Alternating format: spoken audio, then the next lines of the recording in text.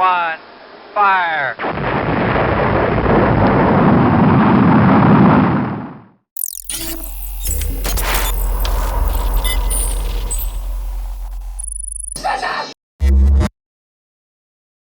Rocket Lab has hit the ground running in 2023.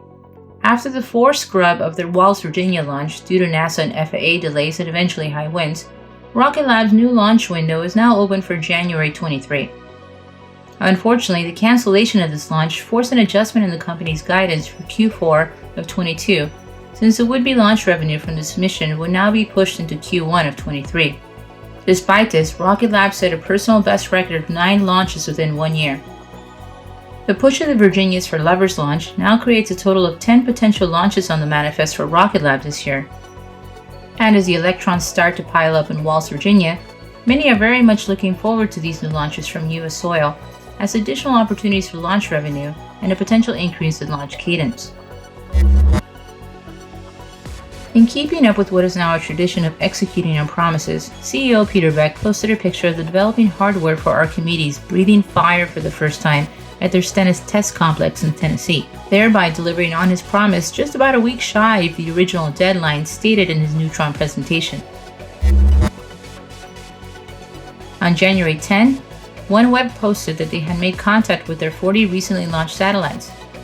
These 40 satellites are all powered by Rocket Lab using their one-of-a-kind solar cells, as Rocket Lab is one of only 3 companies in the world who manufacture space-grade solar cells. On January 17, Ball Aerospace posted a picture of MethaneSat, an advanced methane tracking satellite that will provide actionable data that can be used worldwide. Rocket Lab was contracted to support this mission by building a new mission control center for them and by providing the flight software. This continues to speak to the ongoing success of Rocket Lab's space system services, as more than 210 spacecraft featuring Rocket Lab components and software were launched last year.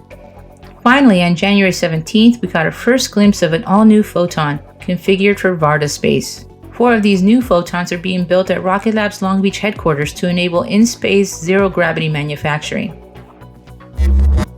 Rocket Lab also recently posted a picture of their now completed first building at their Wallops Neutron Development Complex, and the very next day, they posted a first peek at a Neutron first stage tank in progress. This proves that Rocket Lab is sticking to and making headway into their very aggressive timeline for Neutron development.